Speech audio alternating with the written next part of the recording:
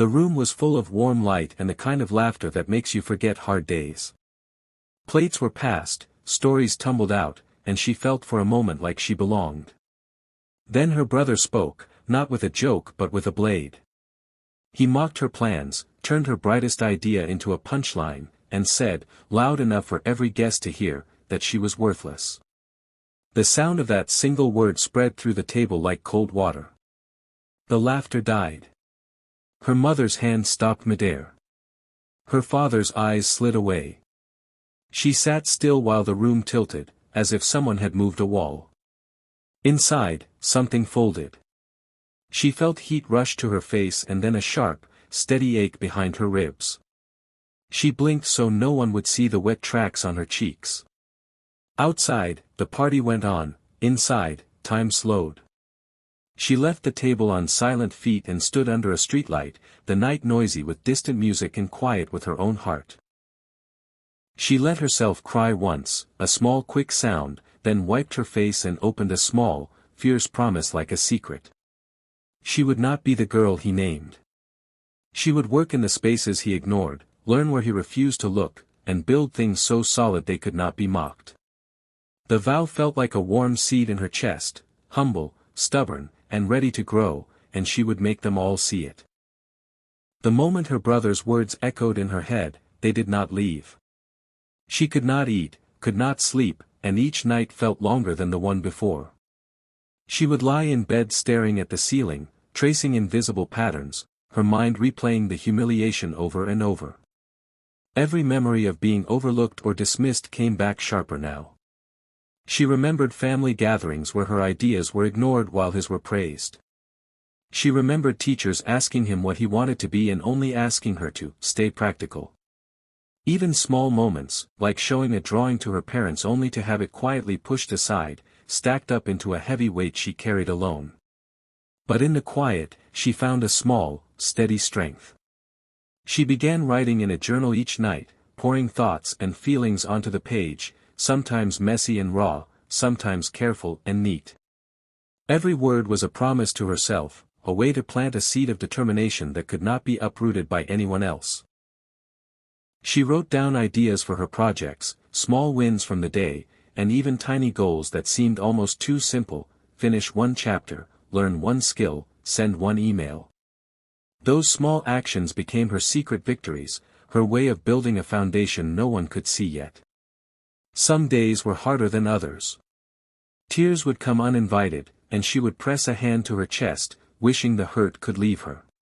But the pain also reminded her that she mattered, that her dreams were real even if no one else recognized them.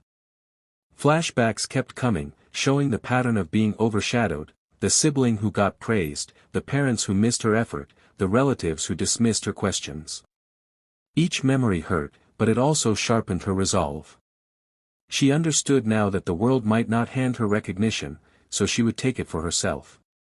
Slowly, she began to act, quietly but deliberately. She practiced her craft in stolen hours, researched opportunities at night, and built connections in ways her family never noticed. She learned to be patient but persistent, to trust her own abilities even when no one else did. The journal became her compass, guiding her through the storm of self-doubt and family neglect. Each page carried both her scars and her courage, a mix that made her stronger and more determined. By the time the night started to feel less endless, she was no longer just a hurt girl in her room. She was someone building a future, planting seeds that would grow into undeniable proof of her worth. Every sleepless night, every quiet act of determination, every memory of being overlooked became fuel. And in that quiet, private struggle, she found something powerful: the realization that nothing her brother, or anyone else, said could define her. She was learning to rise, and no one could stop it. The week after that dinner felt strange in a way no one could explain. Her brother, who had always seemed untouchable, started to stumble. It began with a phone call he answered too quickly, then hung up too slowly, his face tight and pale. A deal he had boasted about for months fell through, leaving him blinking at emails full of angry partners and broken promises. The business, once a symbol of his pride, began to crumble, quietly at first. Papers piled on his desk, calls went unanswered, and clients started disappearing. Then came the betrayal. Friends he had trusted, people he had laughed with and counted on, suddenly turned against him. Offers vanished, and behind his back, deals he thought were solid were quietly dismantled. Rumors traveled faster than he could respond. Neighbors whispered over fences, curious and cruel, wondering how someone who seemed so strong could fall so fast. Mail piled up with notices and demands. Creditors arrived, polite at first but sharp underneath, asking questions that he could not answer. Every knock at the door, every phone call, made the house feel smaller, heavier, like the walls were closing in.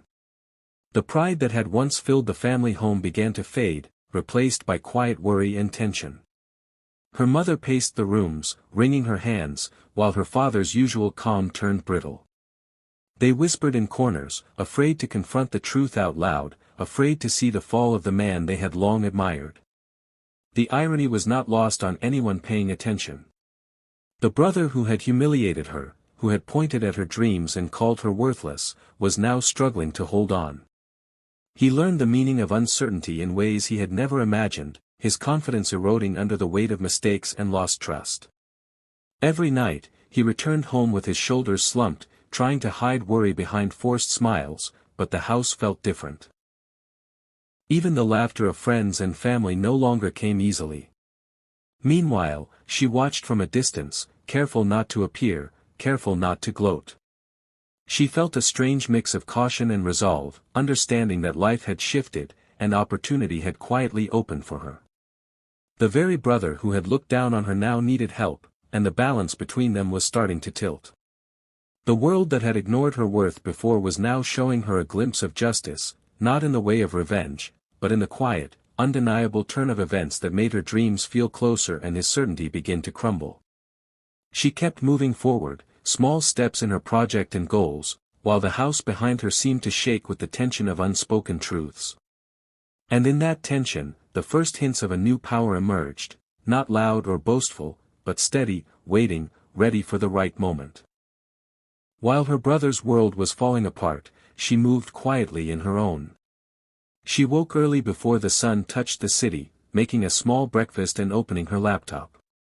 Her project, something she had dreamed of for years, no longer felt like a fantasy, it was real work she could touch, shape, and grow.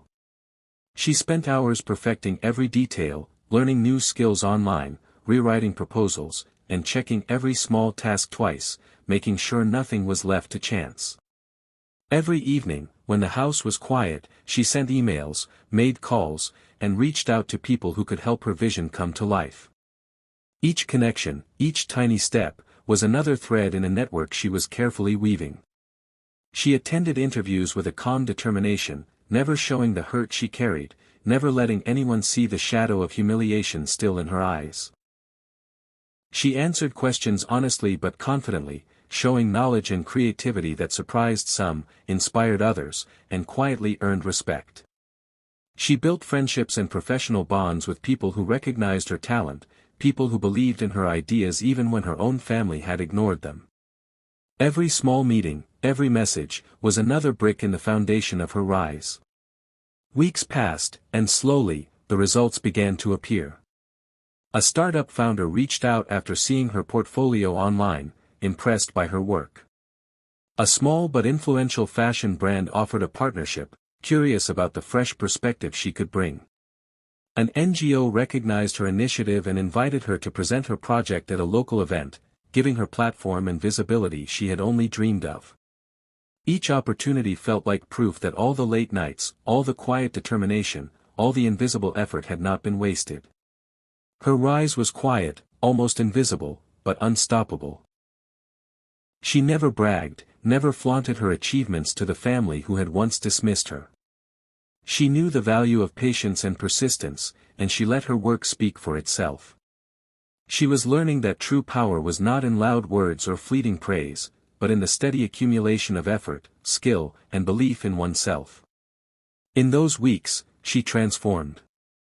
The girl who had sat under the streetlight crying had grown into someone with clear purpose and direction. She was no longer waiting for approval, she was creating her own path. Her project, once just an idea scribbled in a notebook, had become a tangible reality, gaining recognition and opening doors.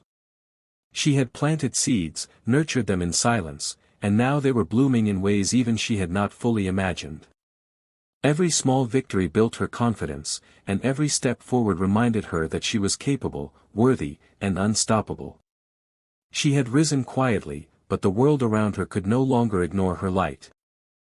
It was late, the kind of late when the city feels quiet and even the wind seems to pause. She was reviewing notes for her next meeting, tired but focused, when her phone rang. The screen lit up with her mother's name, and before she could even answer, she heard it, the sharp edge of worry in her mother's voice, the trembling that made her heart tighten. "Please, please help us," her mother whispered, almost breaking into tears. Her words tumbled out fast, a mix of fear, regret, and helplessness. She could hear the chaos behind the voice, bills scattered across the table, her brother pacing and muttering, the quiet tension that had replaced the laughter and pride of their home. For the first time, the family's eyes were on her not as the quiet girl in the corner, not as the one who had been called worthless, but as someone who could hold things together, someone who had the skills, the courage, and the sense to help. She listened, her pulse steady, and the weight of years of dismissal, mockery, and pain pressed briefly against her chest. But she did not panic. She did not cry. She simply spoke calmly, asking questions, organizing what needed to be done, figuring out where help could come from, who could be called, and how to start repairing the damage. Every word carried quiet authority, a stark contrast to the desperation in the voice on the other end. In that moment, the family could see her differently. The little sister they had underestimated was suddenly the only person who could make sense of the chaos, the bridge over the storm they could not cross alone. Her mother's voice cracked again, full of remorse and longing, and she realized how much had been ignored, how many times her efforts had gone unseen. Now, the roles had shifted, and it was clear that the girl who had been called worthless was the one they needed most. The night felt heavy, almost sacred, as she stayed on the line, guiding, advising, and quietly planning next steps. She felt the familiar sting of old wounds, but it had changed into something sharper, more purposeful, a determination not born of revenge, but of clarity and strength. She realized the moment was bigger than just helping her family, it was a chance to show herself what she was truly capable of. By the time the call ended, the house on the other side of the line was still in chaos, but the tone had shifted. Her mother's voice, though tired, carried relief and trust. For the first time, the family looked at her not as a burden, but as a backbone, as a force they could rely on. And she, quiet, steady, and resolute, knew that everything had changed. The girl who had cried under the streetlight was now the woman they needed, and the night held the weight of a future that could finally be built on her terms. She stepped off the bus and felt the familiar weight of the streets she had once known, but everything felt different now. Her steps were slow, deliberate, carrying not anger, not pride, but a quiet dignity that surprised even her. The house looked the same from the outside, the same paint, the same windows, but inside, the air was heavy with tension and unspoken words.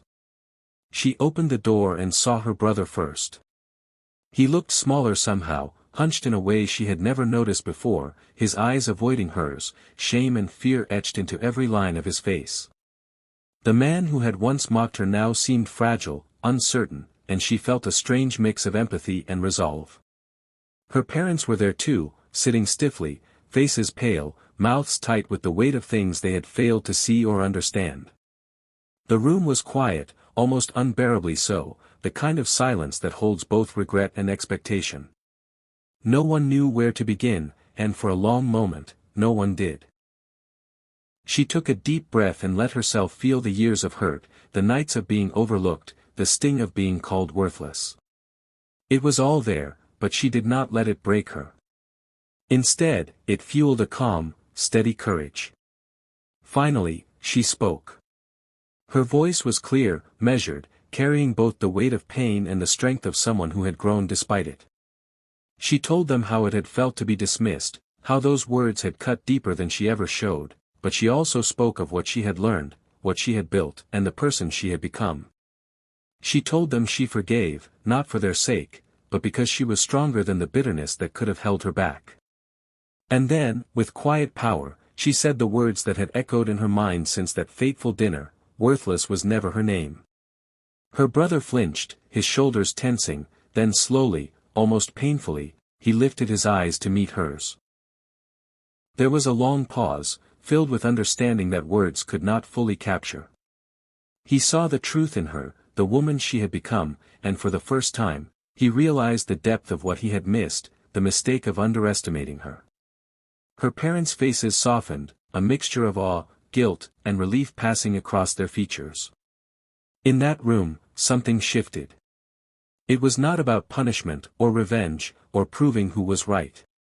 It was about recognition, honesty, and respect. She had returned not to dominate, but to show strength through grace, to reflect the lessons of her journey, and to set the tone for a new chapter. For the first time, the family saw her fully, not the worthless girl they had once known, but the backbone of their household, someone they could finally rely on. And in that moment of confrontation and reflection, the past lost its grip, and a future built on understanding, dignity, and respect quietly began. She didn't stay to gloat, didn't linger to remind anyone of past mistakes.